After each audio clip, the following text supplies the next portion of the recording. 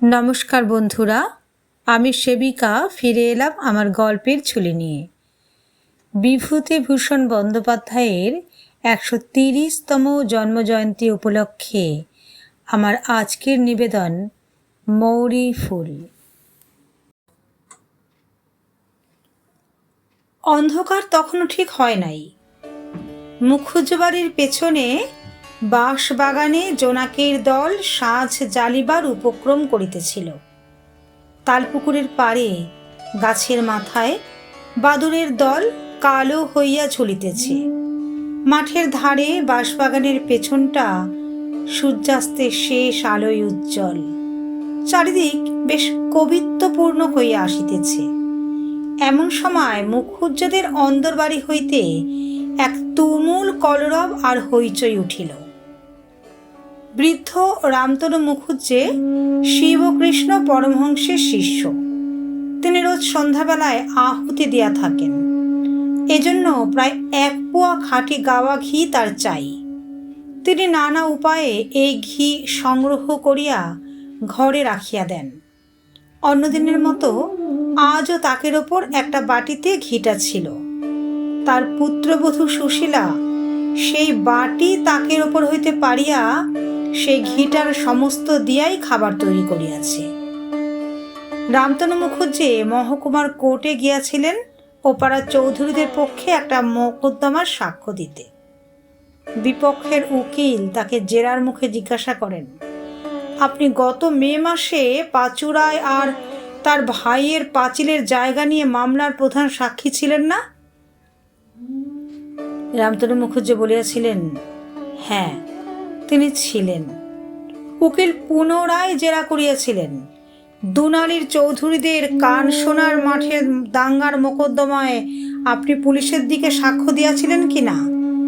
রামতনু মহাশয়কে ঢোক গিলিয়া স্বীকার করিতে হইয়াছিল যে হ্যাঁ তিনি দিয়াছিলেন বটে। বিপক্ষের উকিল আবার প্রশ্ন করেন, আচ্ছা কিছুদিন পরেই বড় তরফের সত্যের মামলায় আপনি বাদীপক্ষের সাক্ষী ছিলেন কি না? কবে তিনি এ সাক্ষ্য দিয়াছিলেন মুখুজ্জে মহাশয় প্রথমটা তাহা মনে করিতে পারেন নাই। তারপর বিপক্ষের উকিলের পুনঃ করা প্রশ্নে এবং মুন্সেফবাবুর ভ্রুকুটে মিশ্রিত দৃষ্টির সম্মুখে হতভাগ্য রামতনুর মনে পড়িয়াছিল যে তিনি এ সাক্ষ্য দিয়াছিলেন বটে এবং গত জুলাই মাসে এই কোর্টেই তাহা তিনি দিয়া গিয়াছেন। তারপর কোর্টে কি ঘটিয়াছিল? বিপক্ষের উকিল হাকিমের দিকে চাহিয়া রামতনুর ওপর কি ব্যঙ্গোক্তি করিয়াছিলেন? রামতনু উকিল আমলায় ভর্তি মুন্সেফবাবুর এজলাসে হঠাৎ কি রূপে সপুষ্প শস্যক্ষেত্রের আবিষ্কার করেন সে কথা আর উল্লেখের প্রয়োজন নাই। তবে মোটের ওপর বলা যায়, রামতনু মুখুজ্জে যখন বাটি আসিয়া পৌঁছলেন তখন তাহার শরীরের অবস্থা ও মনের অবস্থা খুবই খারাপ। কোথায় এই অবস্থায় তিনি ভাবিয়াছিলেন হাত পা ধুইয়া ঠান্ডা হইয়া শ্রীগুরুর উদ্দেশ্যে আহুতি দিয়া নিত্য বিষয় জর্জরিত মনকে একটু স্থির করিবেন। না, দেখেন আহুতির জন্য আলাদা করিয়া তোলা যে ঘিটুকু ছিল তাহার সবটাই একেবারে নষ্ট হইয়াছে। তারপর প্রায় অর্ধ ঘণ্টা ধরিয়া মুখুজ্জবাড়ির অন্দরমহলে একটা রীতিমতো কবির লড়াই চলিতে লাগিল।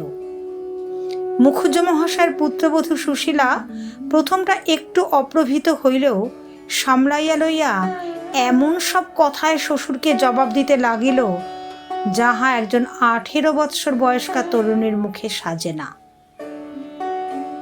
পক্ষান্তরে কোর্টে বিপক্ষের উকিলের অপমানে ও ঘরে আসিয়া পুত্রবধূর নিকট অপমানে ক্ষিপ্ত প্রায় রামতনু মুখুজ্জে পুত্রবধূর পিতৃকুল ও তাহার নিজের পিতৃকুলের তুলনামূলক সমালোচনায় প্রবৃত্ত হইয়া এমন সব দুরূহ পারিভাষিক শব্দের ব্যবহার করিতে লাগিলেন যে বোধহয় বিদ্যাসাগর মহাশয়ের ডুবারের গল্পে উল্লেখিত কুলাদর্শ বিদ্যা অধ্যয়ন না করিলে সে বোঝা একেবারেই অসম্ভব। এমন সময় মুখুজ্জ মহাশয়ের ছেলে কিশোরী বাড়ি আসিল।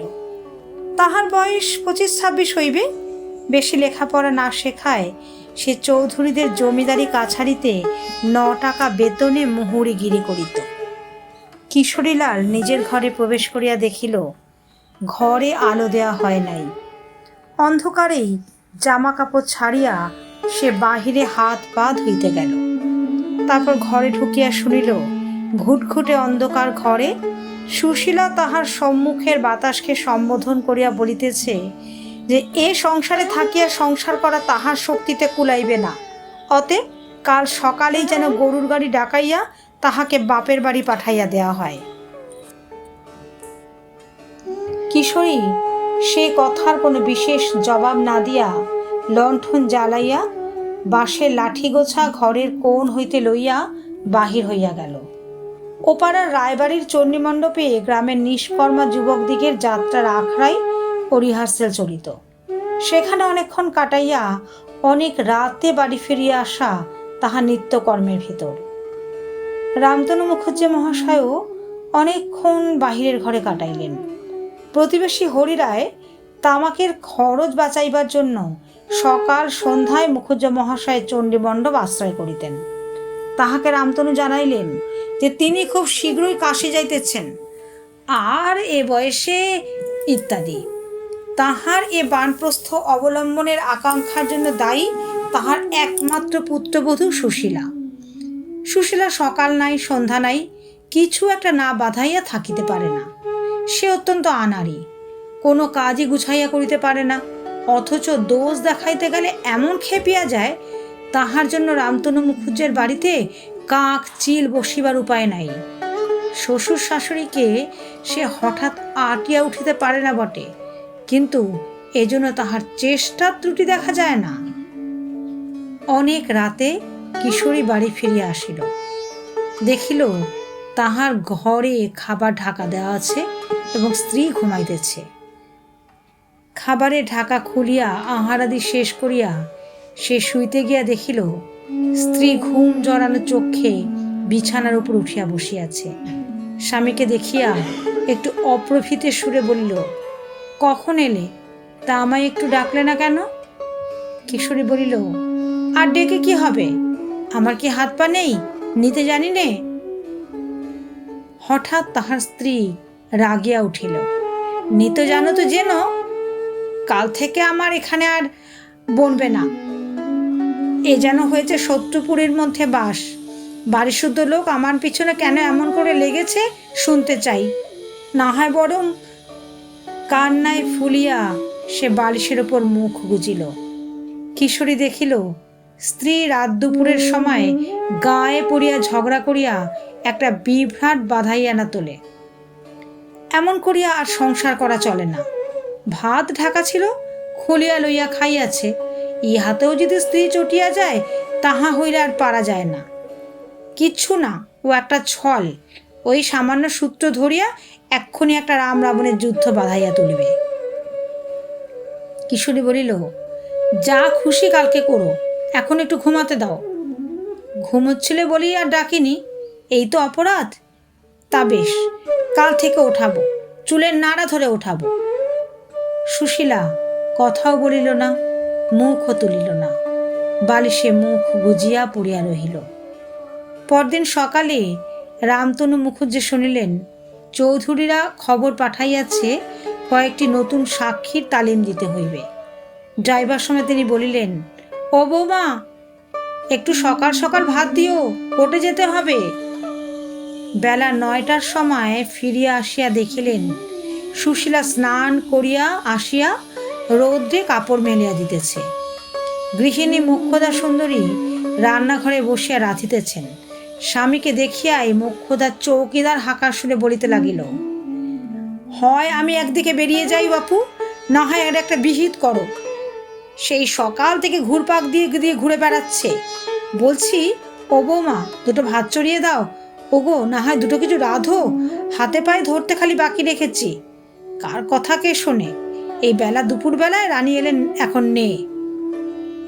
সুশীলা রক হইতেই সমান গলায় উত্তর দিল, মাইনে করা দাসী তো নই, আমি যখন পারবো রান্না চড়াবো। সকাল থেকে বসে আছি নাকি?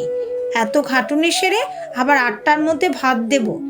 মানুষের তার শরীর নয়, যার না চলবে সে নিজে গিয়ে রেঁধে নিক। এ কথার উত্তরে মোক্ষদা খুন্তি হাতে রান্নাঘরের দাওয়ায় আসিয়া নটরাজ শিবের তাণ্ডব নর্তনের একটা আধুনিক সংস্করণ শুরু করিতে যাইতেছিলেন। একটা ঘটনায় তাহা বন্ধ হইয়া গেল। একটা 10-12 বছরের ছেলে, রংটা বড়ই কালো, ম্যালেরিয়ায় শরীর জীর্ণ শীর্ণ, পরনে অতি ময়লা এক গামছা। শীতের দিনেও তাহার গায়ে কিছু নাই। হাতে ছোট একটা বাখারি ছড়ি লইয়া বাড়ির মধ্যে ঢুকিল। ছেলেটি পাশের গ্রামের আতর আলী ঘরামির ছেলে। গত বৎসর বাপ মারা গিয়াছে। 2টি ছোট ছোট বোন আর মা ছাড়া আর কেহ নাই। অবস্থা খুব খারাপ, সব দিন খাওয়া জোটে না। ছেলেটা পিঠে ছড়ি বাজাইয়া হাপু গাহিয়া মা ও বোন দুটিকে প্রতিপালন করে। সে এ গ্রামের সব বাড়িতে আসিত, কিন্তু মুখুজ্জে বাড়িতে তার কখনো আসা হয় নাই। কারণ একটাই, দানশীলতায় রামতনু মুখুজ্জের আদৌ কোনো সুনাম ছিল না।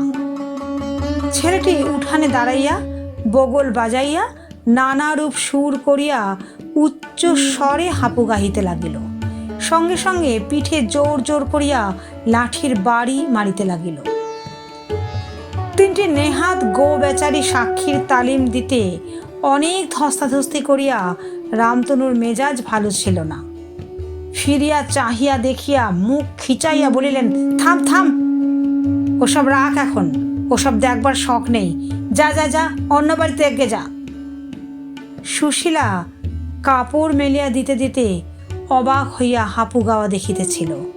ছেলেটি সংকুচিত হইয়া বাহিরে যাইতেই সে তাড়াতাড়ি বাহিরে গিয়া তাহাকে ডাকিল, শোন, তোর বাড়ি কোথায় রে?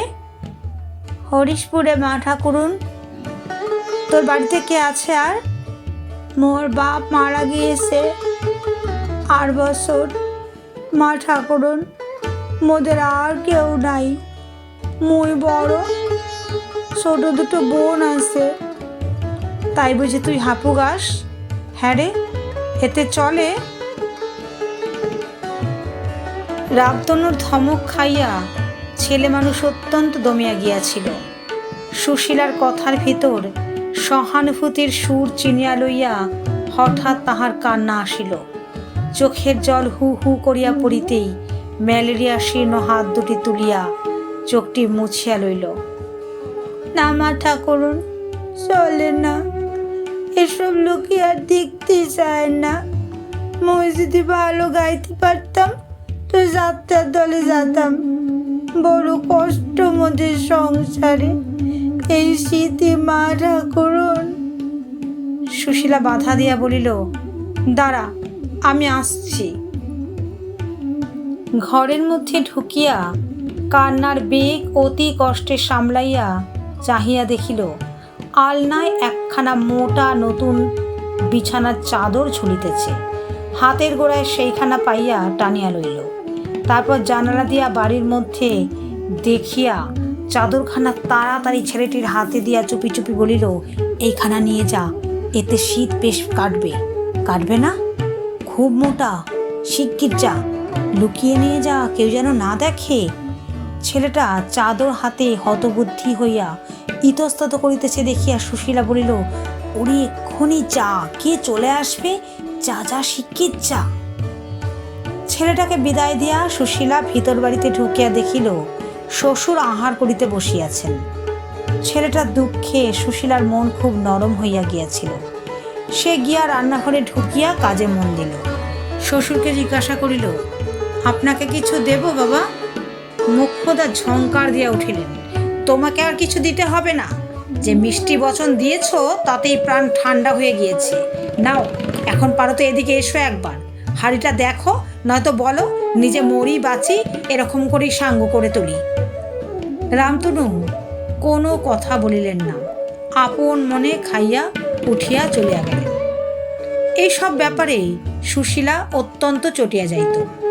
রামতনু পুত্রবধূর নিকট কোনো কিছু চাহিয়া খাইলে তাহার রাগ গড়িয়া জল হইয়া যাইত। কিন্তু লোকে তাহাকে জব্দ করিতেছে বা অপমান করিবার ফন্দি খুঁজিতেছে ভাবিলে তাহার আর কাণ্ড জ্ঞান থাকিত না। সেও কোমর বাঁধিয়া রণে আগুয়ান হইত। সেইবার ছাড়িবে কেন? মাস দুই পরে, ফাগুন মাসের মাঝামাঝি, কিন্তু বেশ গরম পড়িয়াছে। কিশোরী অনেক রাত্রে বাড়ি ফিরিয়াছে। বাড়িতে যে যাহার ঘরে ঘুমাইতেছে, সে নিজের ঘরে ঢুকিয়া দেখিল সুশীলা ঘরের মেঝে বসিয়া একখানা চিঠি লিখিতেছে। কিশোরী সুশীলাকে জিজ্ঞাসা করিল, কাকে চিঠি লেখা হচ্ছে? সুশীলা চিঠির কাগজখানা তাড়াতাড়ি আঁচল দিয়া চাপিয়া স্বামীর দিকে ফিরিয়া একটু দুষ্টুমির হাসি হাসিল। বলিল, বলবো কেন? থাক, না বলো। ভাত দাও, রাত কম হয়নি, আবার সকাল থেকেই খাটুনি আরম্ভ হবে। সুশীলা ভাবিয়াছিল স্বামী আসিয়া সে কি লিখিতেছে দেখিবার জন্য পীড়াপীড়ি আরম্ভ করিবে। প্রকৃতপক্ষে সে চিঠি কাহাকেও লিখিতেছে না, স্বামীকে কথা বলাইবার তার এ একটা পুরনো কৌশল মাত্র। অনেক দিন সে তার স্বামীর মুখে দুটো ভালো কথা শোনে নাই। তাহার নারীর হৃদয় ইহারই জন্য তৃষিত ছিল এবং ইহারই জন্য সে ঘুমে ঢলিতে ঢলিতেও এই সামান্য ফাঁদটি পাতিয়া বসিয়াছিল। কিন্তু কিশোরী ফাঁদে পা দেওয়া দূরে থাকুক, সেদিকে ঘেঁষিলও না দেখিয়া সুশীলা বড় নিরুৎসাহ হইয়া পড়িল। কাগজ কলম তুলিয়া রাখিয়া সে স্বামীর ভাত বাড়িয়া দিল। এক প্রকার চুপচাপ অবস্থায় আহারাদি শেষ করিয়া কিশোরী গিয়া শয্যা আশ্রয় করিবার পর সে নিজে আহারাদি করিয়া শুইতে গিয়া দেখিল কিশোরী ঘুমায় নাই, গরমে এপাশ ওপাশ করিতেছে। আশায় বুক বাঁধিয়া সে দ্বিতীয় ফাঁদটি পাতিল। একটা গল্প বলো না, অনেক দিন তো বলনি। বলবে লক্ষ্মীটি? বিবাহের পর প্রথম প্রথম কিশোরী তাহার স্ত্রীর নিকট বটতলার আরব্য উপন্যাস হইতে নানা গল্প বলিত। রাত্রির পর রাত্রি তখন এসব গল্প শুনিয়া সুশীলা মুগ্ধ হইয়া যাইত। জনহীন দেশের মধ্যে, যেখানে শুধু জিন পরিদের জগৎ, খেজুর বনের মধ্যে ঠান্ডা জলের ফোয়ারা হইতে মণি মুক্তা উৎক্ষিপ্ত হইতেছে, পথহীন দুরন্ত মরুপ্রান্তরে মৃত্যু যেখানে শিকার সন্ধানে ওত পাতিয়া বসিয়াছে, সমুদ্রের ঝড়, তরুণ শাহজাদাগণের দৈত্য সংকুল অরণ্যের মাঝখান দিয়া নির্ভীক শিকার যাত্রা, এসব শুনিতে শুনিতে তাহার গা শিহরিয়া উঠিত। ঘুম ভাঙিলে ঘরের মধ্যে অর্ধরাত্রির অন্ধকার বিরাট আকার জিনদেহের ভিড়ে ভরিয়া গিয়াছে ভাবিয়া সে ভয়ে স্বামীকে জড়াইয়া ধরিত। প্রাচীন যুগের তরুণ শাহজাদাদের কল্পনা করিতে গিয়া অজ্ঞাতসারে সে নিজের স্বামীকে যাত্রার দলের রাজার পোশাক পরাইয়া দূর দেশে বিপদের মুখে পাঠাইত।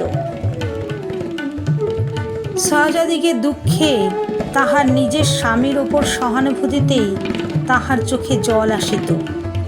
এইরকম গল্প শুনিতে শুনিতে অদৃশ্য নায়ক নায়িকাদের গুণ দৃশ্যমান গল্পকারের ওপর প্রয়োগ করিয়া সে স্বামীকে প্রথম ভালোবাসে। সে আজ 5-6 বৎসরের কথা, কিন্তু সুশীলার এখনো সে ঘোর কাটে নাই। কিশোরী স্ত্রীর কথা উড়াইয়া দিল। হ্যাঁ, এখন গল্প বলবো। সমস্ত দিন খেটে খুটে এলাম, এখন রাত দুপুরে বক বক করি আর কি। তোমার কি বাড়ি বসে বসে সব পোষায়? অন্য মেয়ে হইলে চুপ করিয়া যাইত। সুশীলার মেজাজ ছিল একগুঁয়ে। সে আবার বলিল, তা হোক, একটা বলো। রাত তো এখনো বেশি নয়। না, বেশি নয়। তোমার তো রাত কম বেশির কত জ্ঞান। নাও, চুপচাপ শুয়ে পড়ো এখন। সুশীলা এবার জিদ ধরিল, বলো না একটা। ছোট দেখে না হয় বলো, এত করে বলছি, একটা কথা রাখতে পারো না? কিশোরী বিরক্ত হইয়া বলিল, আহ, এ তো বড় জ্বালা হলো। রাতেও একটু ঘুমোবার জো নেই। সমস্ত দিন তো গলাবাজিতে বাড়ি সরগরম রাখবে, রাত্রিরেও একটু শান্তি নেই। এইটাই ছিল সুশীলার ব্যথার স্থান। স্বামীর মুখে কথা শুনিয়া সে খেপিয়া গেল। বেশ করে গলাবাজি করি, তাতে অসুবিধা হয় আমাকে পাঠিয়ে দাও এখান থেকে। রাত দুপুর করলো কে? নিজে আসবেন রাত দুপুরের সময় আড্ডা দিয়ে। কে এত রাত পর্যন্ত ভাত বেড়ে বসে থাকে? নিজেরই দেহ, পরের তো আর দেহ না। খেটে খুটে এসে একেবারে আমাকে রাজা করেছেন আর কি। নিজের খাটনিটাই কেবল। কিশোরীর ঘুমাইবার চেষ্টা পাইতেছিল। স্ত্রীর উত্তরোত্তর চড়া সুরে তাহার ধৈর্যচ্যুতি ঘটিল। উঠিয়া বসিয়া প্রথমে সে স্ত্রীর পিঠে সজোরে ঘা কতক পাখার বাট বসাইল। তাহার পর তাহার চুলের মুঠি ধরিয়া বিছানার উপর হইতে নামাইয়া ধাক্কা মারিয়া ঘরের বাহির করিয়া দিল। বলিল, বেরো, ঘর থেকে বেরো, আপদ, দূর হ। এই রাত দুপুরেও শান্তি নেই। যা, বেরো, যা এখান থেকে, যেখানে খুশি যা। ঘরের আলোর কাছে আসিয়া কিশোরী দেখিল স্ত্রী তাহার দুই হাতের নখ দিয়া আঁচড়াইয়া তাহার হাতের আঙুলগুলিতে রক্তপাত করিয়া দিয়াছে। ইরানি শাহজাদাগণের নজির না থাকিলেও কিশোরী মধ্যে মধ্যে দুরন্ত স্ত্রীর প্রতি এরূপ ওষুধই প্রয়োগ করিত। শেষ রাতে একাদশীর জ্যোৎস্নায় চারিদিক যখন ফুলের পাপড়ির মতো সাদা, ভোর রাত্রির বাতাস নেবু ফুলের গন্ধে আর পাপিয়ার গানে মাখামাখি, সুশীলা তখন ঘরের দোরের বাহিরে আঁচল পাতিয়া অকাতরে ঘুমাইতেছিল। সকাল হইলে যে যার কাজে মন দিল। মোক্ষদা বলিলেন, বৌমা, আজ চৌধুরীরা শিবতলায় পুজো দিতে যাবে, আমাদেরও যেতে বলেছে, সকাল সকাল সেরে নাও।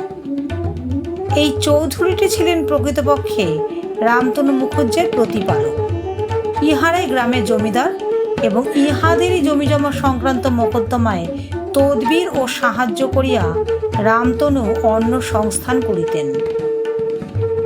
বেলা 10টার মধ্যে আহারাদি শেষ করিয়া ভালো কাপড় পরিয়া সকলে নৌকায় উঠিল। 2 ঘন্টার পথ। চৌধুরী বাড়িতে কলকাতা হইতে একটি বউ আসিয়াছিল। তাহার স্বামী বড়লোকের ছেলে, MA পাশ করিয়া বছর 2 হইল ডেপুটিগিরি চাকরি পাইয়াছে। বউটি কলকাতার মেয়ে।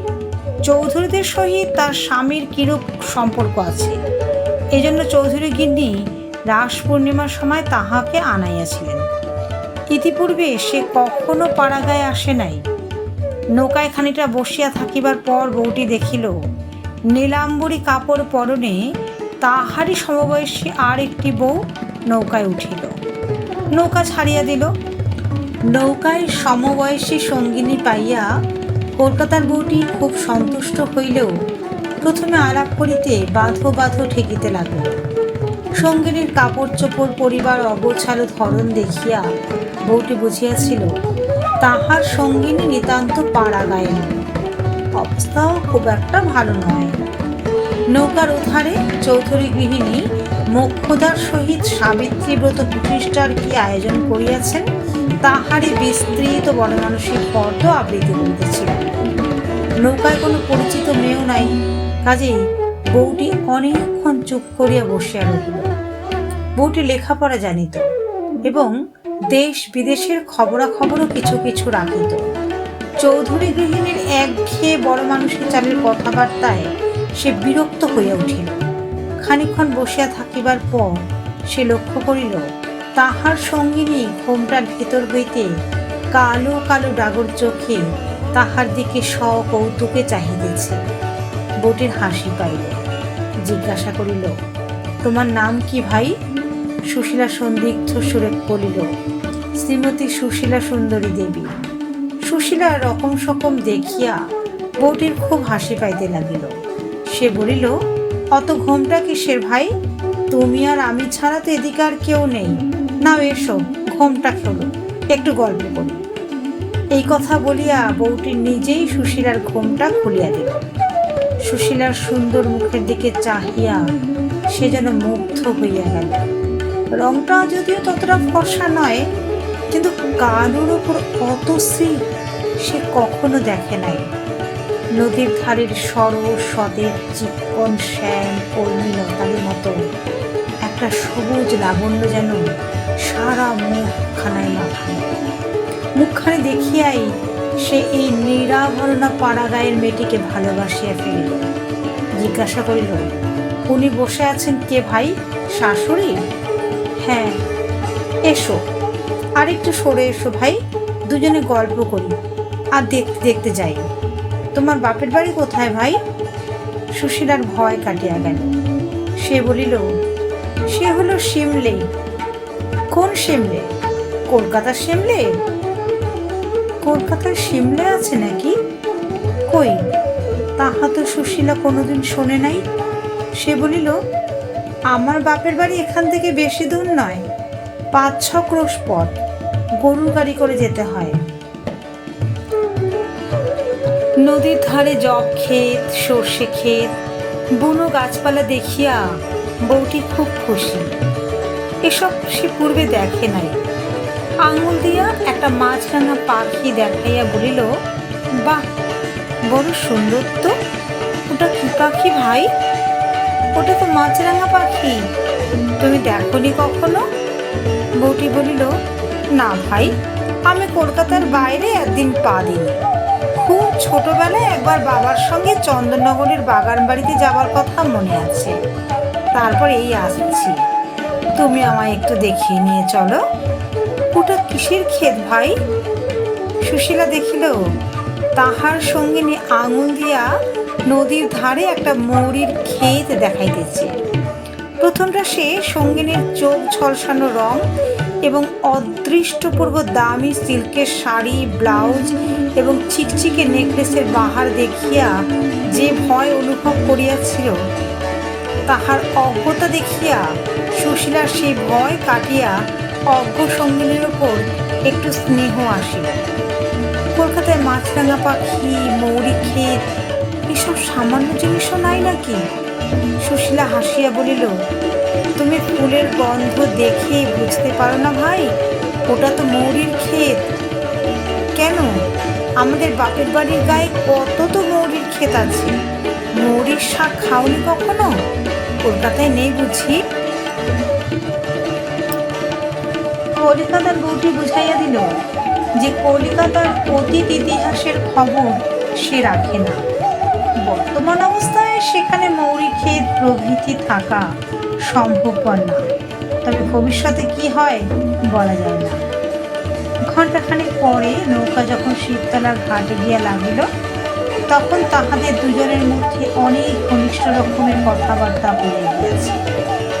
সঙ্গিনীর মুখে স্বামীর আদরের গল্প শুনিয়া সুশীলার মনের মধ্যে একটা গোপন ব্যথা জাগিয়া উঠিল। সেটা সে অনবরত চাপিবার চেষ্টা করে, কিন্তু কি জানি, ফাঁক পাইলেই তাহা মাথা তোলে। প্রথম বিবাহের পর তাহার স্বামীও তো তাহাকে কত আদর করিত। রাতে ঘুমাইতে না দিয়া নানা গল্প ভুলাইয়া জাগাইয়া রাখিত। সুশীলা পান খাইতে চাহিত না বলিয়া কত সাধ্য সাধনা করিয়া পান মুখে তুলিয়া দিত। সেই স্বামী তাহার কেন এমন হইল? তাহার বুকটার মধ্যে কেমন হু হু করিয়া উঠিল। দুজনে তাহারা খানিকক্ষণ গাছের ছায়ায় নদীর ধারে এদিকে ওদিকে বেড়াইল। কি সুন্দর দেখায় চারদিক, নীল আকাশ সবুজ মাঠের ওপর কেমন উপর হইয়া আছে। ও মা, পানকড়ির ঝাঁক চরের ওপর বসিয়া বসিয়া কেমন ঝিমায়।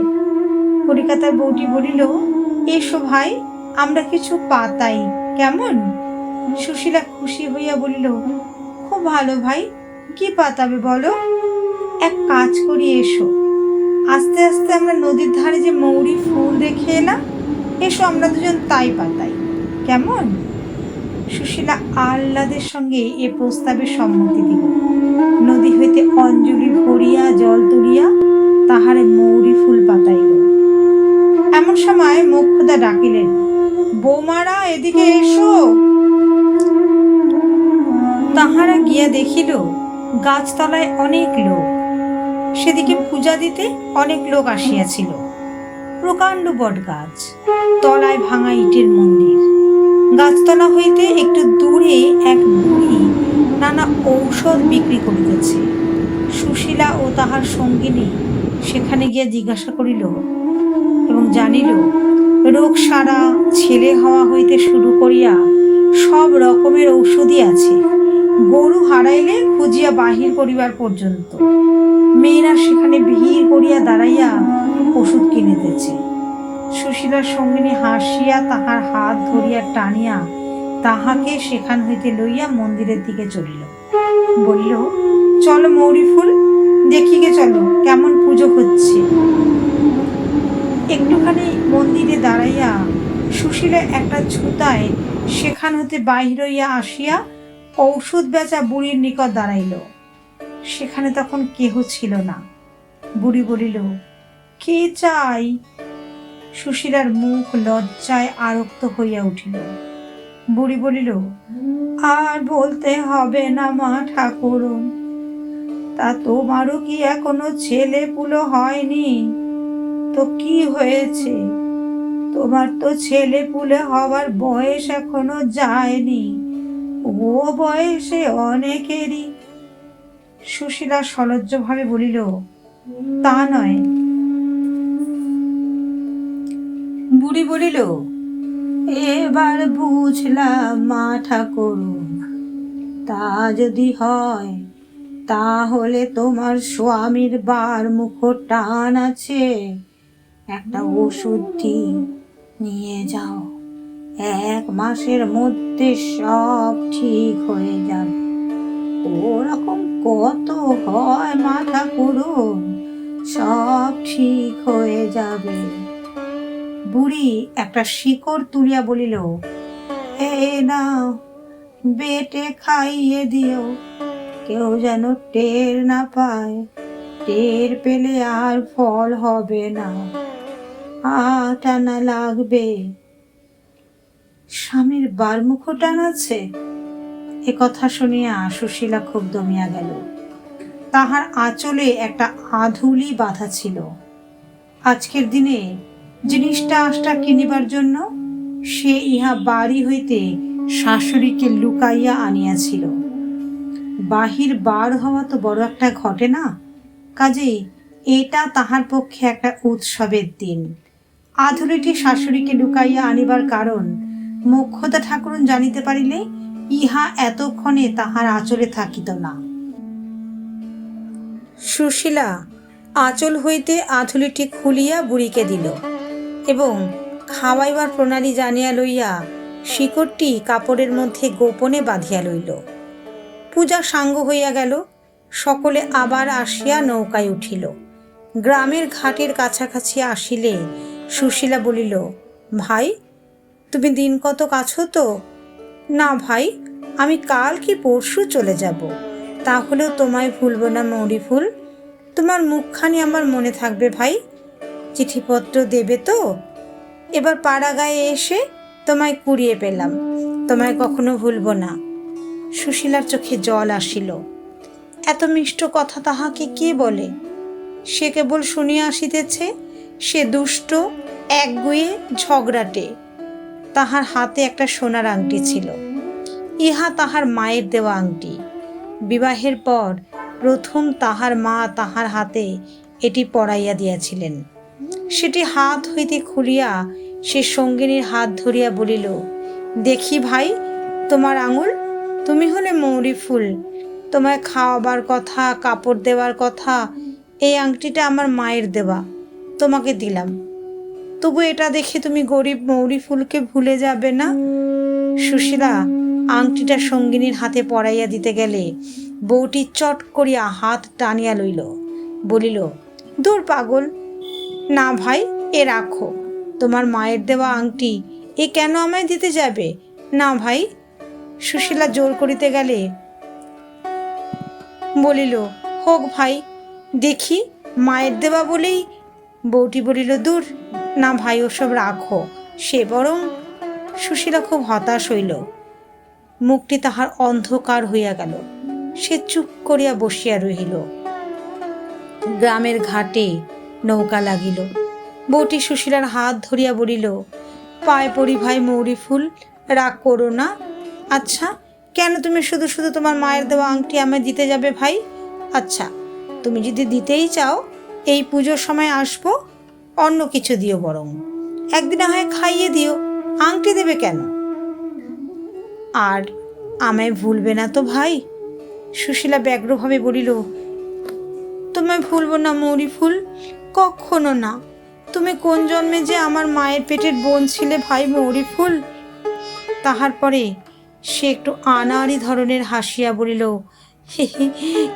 কেমন সুন্দর কথাটি বলো, মৌরি ফুল মৌরি ফুল মৌরি ফুল, তুমি হলে গিয়ে আমার নদীর ধারের মৌরি ফুল, তোমায় কি ভুলতে পারি?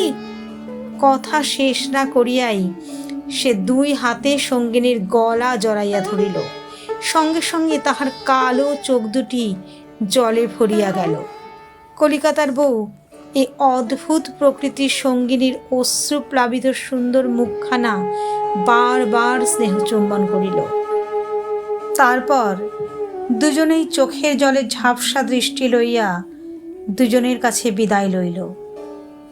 দিন কত কাটিয়া গেল, কিশোরী বাটি নাই, কি একটা কাজে অন্য গ্রামে গিয়াছে, ফিরিতে দু একদিন দেরি হইবে। মোক্ষদা সকালে উঠিয়া জমিদার গিন্নির আহ্বানে তাহার সাবিত্রী ব্রত প্রতিষ্ঠার আয়োজনে সাহায্য করিবার জন্য চৌধুরী বাড়ি চলিয়া গেল। সময় বলিয়া গেলেন, বৌমা, আমার ফেরবার কোনো ঠিক নেই, রান্না বান্না করে রেখো, আজ আর আমি কিছু দেখতে পারবো না। চৌধুরী বাড়ির কাজ কখন মেটে বলা যায় না। এ কথা মোক্ষদা না বলিলেও চলিত, কারণ ভোরে উঠিয়া বাসন মাজা, জল তোলা হইতে আরম্ভ করিয়া এ সংসারের সমস্ত কাজের ভারই ছিল সুশীলার উপর। এ সংসারে কিশোরীর বিবাহের পর কোনোদিন কোনো ঝি চাকর প্রবেশ করে নাই। যদিও পূর্বে বাড়িতে বরাবরই একজন করিয়া ঝি থাকিত, সুশীলার খাটুনিতে কোনো ক্লান্তি ছিল না, খাটিবার ক্ষমতা তাহার যথেষ্ট ছিল। যখন মেজাজ ভালো থাকিত তখন সমস্ত দিন নীরবে ভূতের মতন খাটিয়াও সে বিরক্ত হইত না। শাশুড়ি চলিয়া গেলে অন্যান্য কাজকর্ম সারিয়া সুশীলা রান্নাঘরে গিয়া দেখিল একখানিও কাঠ নাই। কাঠ অনেক দিনই ফুরাইয়া গিয়াছে, একথা সুশীলা বহুবার শ্বশুরকে জানাইয়াছে। রামতনু মধ্যে মধ্যে মজুর ডাকাইয়া কাঠ কাটাইয়া লইতেন, এবার কিন্তু অনেক দিন হইল তিনি আর এদিকে দৃষ্টি দেন না। কিশোরীর দোষ নাই, কেননা সে বড় একটা বাড়িতে থাকিত না, সংসারের সংবাদ তেমন রাখিত না। আসল কথা হইতেছে যে রান্নাঘরের পেছনে খিড়কির বাহিরে অনেক শুকনা কাঠ, বাঁশ, ডালপালা পড়িয়া আছে। সুশীলা রান্না চড়াইবার পূর্বে বা রান্না করিতে করিতে প্রয়োজন মতো সেগুলি দা দিয়া কাটিয়া লইয়া কাজ চালাইত। রামতনু দেখিলেন কাজ যখন চলিয়া যাইতেছে তখন অনর্থক কেন কাঠ কাটিবার জন্য লোক ডাকিয়া আনা, আনিলেই তো একটা টাকা খরচ। পুত্রবধূ বকিতেছে বকুক, কারণ বকুনই উহার স্বভাব। কাঠ নাই দেখিয়া সুশীলা অত্যন্ত চটিয়া গেল। এদিকে বাড়িতেও এমন কেহ নাই যাহাকে বকিয়া গায়ের ঝাল মেটায়। কাজেই সে আপন মনে চিৎকার করিতে লাগিল, পারবো না, রোজ রোজ এমন করে সংসার করা আমায় দিয়ার হয়ে উঠবে না। আজ 2 মাস ধরে বলছি কাঠ নেই কাঠ নেই, এদিকে রান্না করার বেলা ঠিক আছেন সব, তার এতটুকু এদিক ওদিক হবার জো নেই। কি দিয়ে রাঁধবো? হাত পা উনুনের মধ্যে দিয়ে রাঁধবো নাকি? রোজ রোজ কাঠ কাটো, কেটে রাঁধো, অত সুখে আর কাজ নেই। থাকলো পরে হাঁড়ি, যখন যিনি আসবেন তখন তিনি করে নেবেন। রাঁধিবার কোনো আয়োজন সে করিল না। খানিকটা বসিয়া বসিয়া তাহার মনে হইল ততক্ষণ মশলাগুলো বাটিয়া রাখা যাক। সে মাঝে মাঝে কাজের সুবিধার জন্য কয়েকদিনের মশলা একসঙ্গে বাটিয়া রাখিত। বেলা প্রায় 10টার সময় একটি অল্প বয়সী ফুটফুটে বউ, পরনে একখানা পুরানো চেলির কাপড়, হাতে থাকিবার মতো 2 গাছি শাখা, একটি বাটি হাতে রান্নাঘরের দোরের কাছে ভয়ে ভয়ে উকি মারিয়া বলিল, দিদি আছো নাকি? সুশীলা মশলা বাটিতে বাটিতে মুখ তুলিয়া চাহিয়া বলিল, আয় আয় ছোট, আয় না ঘরের মধ্যে, ঠাকুরও নেই। বউটি ঘরে ঢুকিয়া বলিল, এ কি দিদি, এত বেলা হলো এখনো রান্না চড়াওনি যে? সুশীলা মুখ ঘুরাইয়া বলিল, রান্না চড়াবো? হাঁড়িগুড়ি ভেঙে ফেলিনি এই না কত। বউটির চোখে ভয়ের চিহ্ন পরিস্ফুট হইল। সে বলিল, না দিদি, ওসব কিছু করো না, ভাত চড়িয়ে দাও লক্ষ্মীটি, নইলে জানো তো কীরকম লোক সব। দেব, দেখবে আজ কীরকম মজা। রোজ রোজ কাঠ কাটবো, আবার ভাতও রাঁধবো। হুম, কাঠ নেই বুঝি?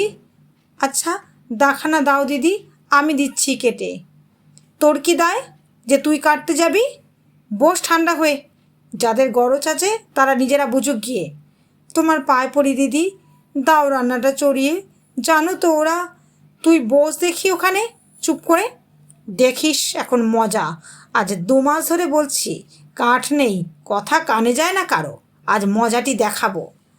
সুশীলার একগুঁয়েমিতে বউটি কিছুটা ভীতা হইল, কারণ মজা কোন পক্ষ দেখিবে এ সম্বন্ধে তাহার সন্দেহ ছিল। কিন্তু সাহস করিয়া আর কিছু বলিতে না পারিয়া সে চুপ করিয়া রহিল। বউটি রামতনু মুখুজ্জের জ্যাঠতো ভাই রামলোচন মুখুজ্জের পুত্রবধূ। পাশেই এদের বাড়ি। রামলোচনের অবস্থা খুবই খারাপ, তা সত্ত্বেও তিনি বছর 2 হইল ছেলের বিবাহ দিয়াছেন। রামলোচনের স্ত্রী ছিল না, কাজেই পুত্রবধূই গৃহিণী। দুরবস্থার সংসারে ছেলে মানুষ বউকে সংসার করিতে অত্যন্ত বেগ পাইতে হইত। সে সময়ে অসময়ে বাটি লইয়া, খুন্তি লইয়া এ বাড়িতে তেলটা নুনটা লইয়া যাইত। চাউল না থাকিলে আঁচল করিয়া চাউল লইয়া যাইত, ধার বলিয়াই লইয়া যাইত। কখনো শোধ করিতে পারিত, কখনো পারিত না। মোক্ষদা ঠাকুরনকে বউটি বড় ভয় করে।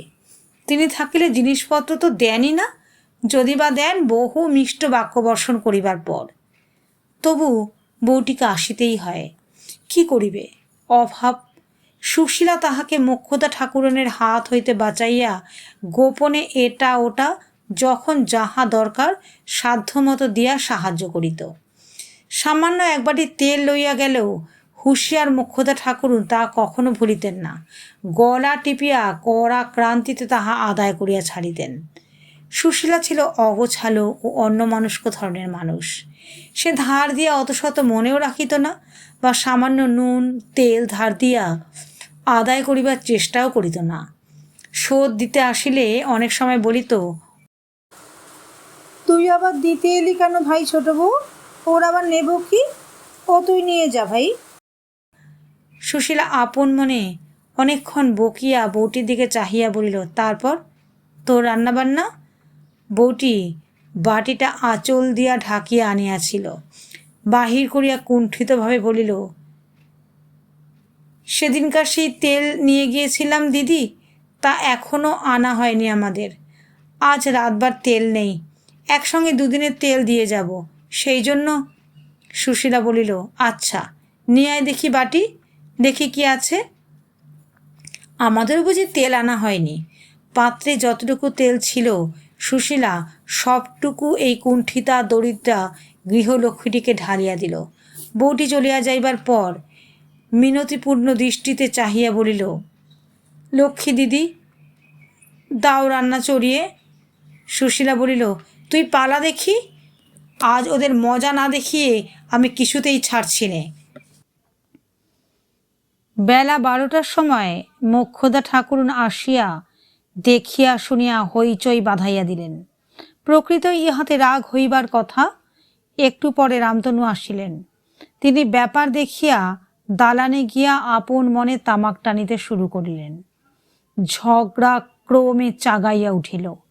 মোক্ষদা উচ্চ স্বরে সুশীলার কুলজি গাহিতে লাগিলেন। সুশীলাও যে খুব শান্তশিষ্ট এ অপবাদ তাহাকে শত্রুতেও দিতে পারিত না। কাজেই ব্যাপার যখন খুব বাঁধিয়া উঠিয়াছে, এমন সময় কোথা হইতে কিশোরী আসিয়া হাজির হইল। যদিও আজ তাহার ফিরিবার কথা ছিল না, তবু কাজ মিটিয়া যাওয়াতে সে আর সেখানে অপেক্ষা করে নাই। মোক্ষদা ছেলেকে পাইয়া হাঁক ডাক আরও বাড়াইয়া দিলেন। কিশোরী এত বেলায় বাড়ি আসিয়া এই অশান্তির মধ্যে পড়িয়া অত্যন্ত চটিয়া গেল। তার সমস্ত রাগ গিয়া পড়িল স্ত্রীর ওপর। হাতের গোড়ায় একখানা শুকনা চেলা কাঠ পড়িয়াছিল, সেইটা লইয়াই লাফাইয়া সে রান্নাঘরের দাওয়ায় উঠিল। সুশীলা তখনও বসিয়া বাটনা বাটিতেছিল। স্বামীকে শুকনা কাঠ হাতে লইয়া বীর দর্পে রান্নাঘরে লাফাইয়া উঠিতে দেখিয়া ভয়ে তাহার মুখ শুকাইয়া গেল। আত্মরক্ষার জন্য কোনো উপায় না দেখিয়া সে দুটা হাত তুলিয়া নিজের দেহটা আড়াল করিবার চেষ্টা করিল। কিশোরী প্রথমত স্ত্রীর খোপা ধরিয়া এক হ্যাঁচকা টান দিয়া তাহাকে মাটিতে ফেলিয়া দিল। তারপর তাহার পিঠে কয়েক ঘা চেলা কাঠের বাড়ি মারিয়া তাহার গলা ধরিয়া প্রথমে এক ধাক্কা মারিল রান্নাঘরের দাওয়ায় এবং তথা হইতে এক ধাক্কা দিল একেবারে উঠানে। ধাক্কার বেগ সামলাইতে না পারিয়া সুশীলা মুখ থুবড়াইয়া উঠানে পড়িয়া গেল। মারারও চলিত, কিন্তু রামতনু তামাক খাইতে খাইতে ছেলের কাণ্ড দেখিয়াও হা হা করিয়া আসিয়া পড়িলেন। পাশের বাড়ির বউটি তখন শ্বশুর ও স্বামীকে খাওয়াইয়া সবে নিজে খাইতে বসিতেছিল।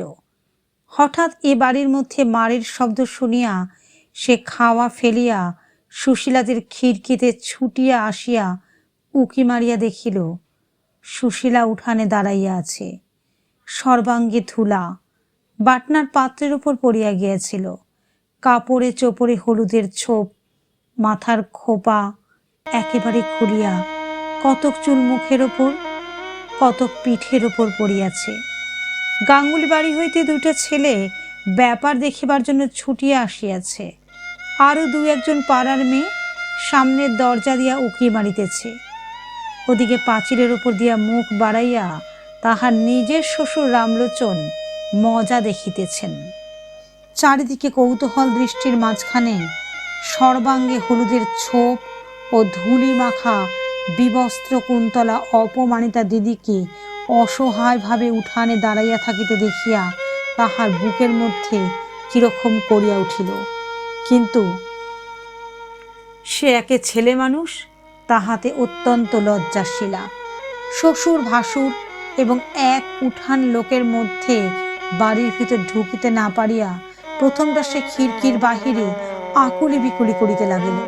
কিন্তু গাঙ্গুলি বাড়ির পৌর গাঙ্গুলি মহাশয়ও যখন হুকা হাতে কি হে রামতনু বলি ব্যাপারখানা কি শুনি বলিয়া বাড়ির মধ্যে উঠানে আসিয়া হাজির হইলেন, তখন সে আর থাকিতে না পারিয়া বাড়ির মধ্যে ঢুকিয়া পড়িল এবং সুশীলার হাত ধরিয়া খিড়কি দৌড় দিয়া বাহিরে লইয়া গিয়াই হঠাৎ ফুপাইয়া কাঁদিয়া উঠিয়া বলিল, কেন ওরকম করতে গেলে দিদিমণি? লক্ষ্মীটি, তখনই তোমাকে বারণ করলাম। তারপর দিন দুপুরবেলা সুশীলা রান্নাঘরে রাঁধিতেছিল। কিশোরী খাইতে বসিয়াছে। মোক্ষদা ঠাকুরুন কি প্রয়োজনে রান্নাঘরে ঢুকিয়া দেখিল সুশীলা পিছন ফিরিয়া ভাত বাড়িতে বাড়িতে স্বামীর ডালের বাটিতে কি গুলিতেছে, পাশে একটা ছোট বাটি। মোক্ষদার কিরকম সন্দেহ হইল। তিনি জিজ্ঞাসা করিলেন, বৌমা, তোমার বাটিতে কি কি মেশাচ্ছ ডালের বাটিতে? সুশীলা পিছন ফিরিয়াই শাশুড়িকে দেখিয়া যেন কেমন হইয়া গেল। তাহার চোখ মুখের ভাব দেখিয়া মোক্ষদার সন্দেহ আরও বাড়িল। তিনি বাটিটা হাতে তুলিয়া লইয়া দেখিলেন তাহাতে সবুজ মতন কি একটা বাটা। তিনি কড়া সুরে জিজ্ঞাসা করিলেন, কি বেটেছ এতে? তিনি দেখিলেন পুত্রবধূ উত্তর দিতে পারিতেছে না, তাহার মুখ লাল হইয়া উঠিয়াছে। ইহার পর তিনি একটি ভয়ানক কাণ্ড করিলেন। মোক্ষদা ঠাকুরুন বাটি হাতে, ও মা, কি সর্বনাশ, আর একটু হলেই হয়েছিল গো বলিয়া উঠানে আসিয়া চিৎকার করিয়া হাত বাঁধাইলেন। কিশোরী দালান হইতে উঠিয়া আসিল। রামতনু আসিলেন, গাঙ্গুলি বাড়ির মেয়ে পুরুষ আসিল, আরও অনেকে আসিল। মোক্ষদা সকলের সামনে সেই বাটিটা দেখাইয়া বলিতে লাগিলেন, দেখো তোমরা সকলে, তোমরা ভাবো শাশুড়ি মাগি বড় দুষ্টু, নিজের চোখে দেখে নাও ব্যাপার। কি সর্বনাশ হয়ে যেত এক্ষুনি আমি যদি না দেখতাম। দোহাই বাবা তারকনাথ, কি ঠেকানটাই আজ ঠেকিয়েছ। এক উঠান লোক সকলেই শুনিল রামতনুর দুরন্ত পুত্রবধূ স্বামীর ভাতে বিষ নাকি মিশাইয়া খাওয়াইতে গিয়া ধরা পড়িয়াছে।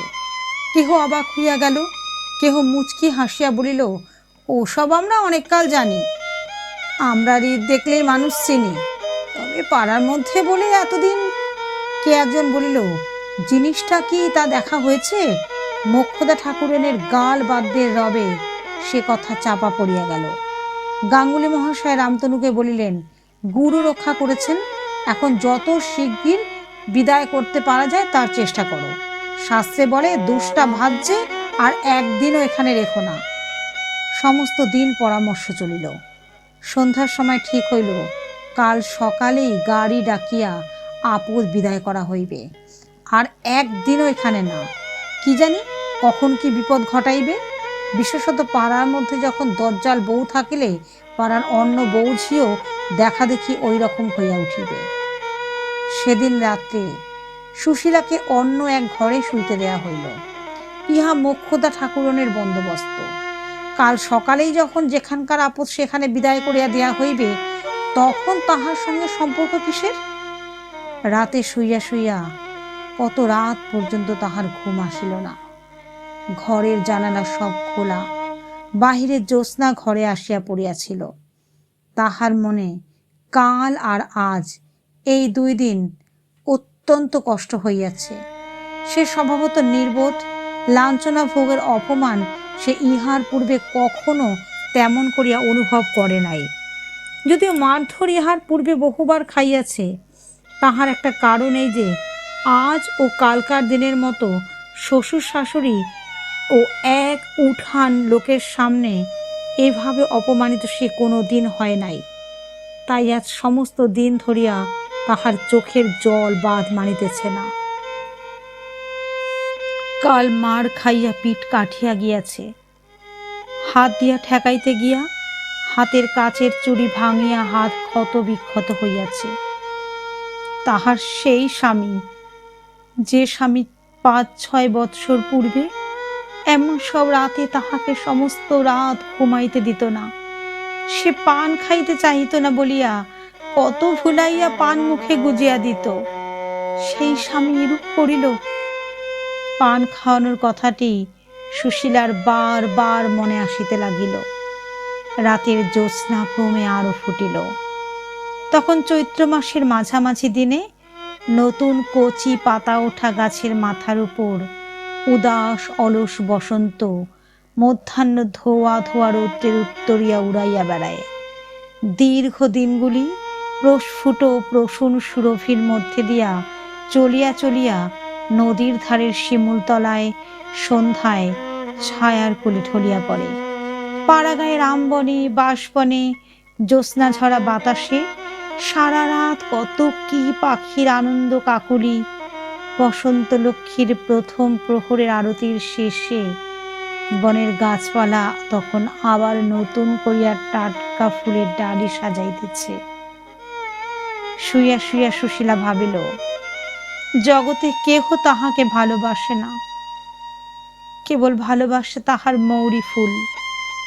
মৌরি ফুল পত্র লিখিয়াছে, তাহার কথা মনে করিয়া সে রোজ রাতে কাঁদে। তাহাকে না দেখিতে পাইয়া কলকাতায় ফিরিয়া তাহার কষ্ট হইতেছে। সত্যি যদি কেহ তাহাকে ভালোবাসে তো সে ওই মৌরি ফুল, ভালোবাসি ছোট বউটা। আহা, ছোট বউটার বড় কষ্ট। ভগবান দিলে সে ছোট বউটার দুঃখ ঘুচাইবে, কিন্তু স্বামী যে তাহাকে বিদায় করিয়া দিতেছে, ও কিছু না, অভাবে পড়িয়া উহার মাথা খারাপ হইয়া যাইতেছে। নহিলে সেও যে এমন ছিল। মৌরি ফুলের বর তো কত জায়গায় বেড়ায়, মৌরি ফুলকে একখানা পত্র লিখিয়া দেখিলে হয়।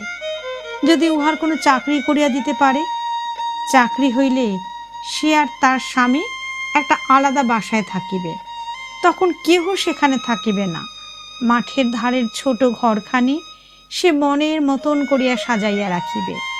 উঠানে কুমড়ার মাচা বাঁধিবে, বাজার করিবার খরচ কমিয়া যাইবে। লোকে বলে সে গোছালো নয়, একবার বাসায় যাইলে সে দেখাইয়া দিবে যে সে গোছালো কি না। আচ্ছা, ওই বাড়িখানায় যদি আগুন লাগে, না, আগুন কে দিবে? ছোট বউ? দিলে তাহার শাশুড়ি ঠাকুরিনী দেবে, যেরকম লোক। জানালার বাহিরে জ্যোৎস্নায় ওগুলো কি ভাসিতেছে? সেই যে তাহার স্বামী গল্প করিত, জ্যোৎস্না রাতে পরীরা সব খেলা করিয়া বেড়ায়, তাহার নয় তো? তাহার বিবাহের রাত্রে কেমন বাঁশি বাজাইয়াছিল, কেমন সুন্দর বাঁশি! ওরকম বাঁশি নদীর ধারে কত পড়িয়া থাকে। আচ্ছা, পিয়নে মৌরি ফুলের একখানা চিঠি দিয়ে গেল না কেন? লাল চৌকো খাম, খুব বড়, সোনার জল দেওয়া, আতর নাকি মাখানো। পরদিন সকালে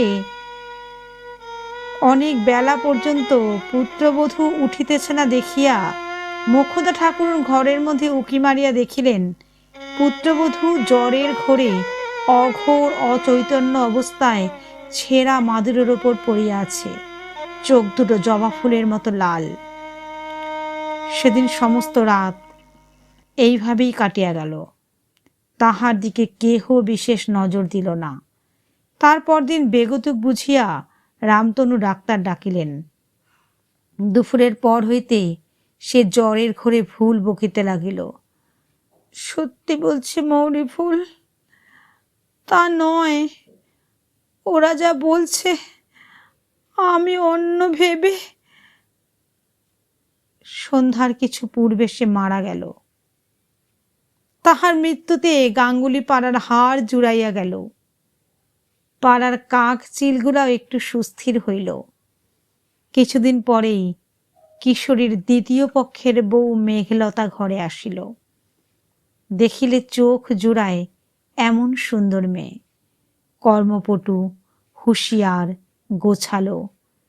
দ্বিতীয়বার বিবাহের কিছুদিন পরেই যখন কিশোরীর পালদের স্টেটে ভালো চাকরি পাইল, তখন নতুন বউয়ের লক্ষ্মী ভাগ্য দেখিয়া সকলেই খুব খুশি হইল। সংসারের অলক্ষ্মী স্বরূপা আগের পক্ষের বউয়ের নাম সে সংসারে আর কোনোদিন কেহ করে না। Please like, comment, share and subscribe to my channel.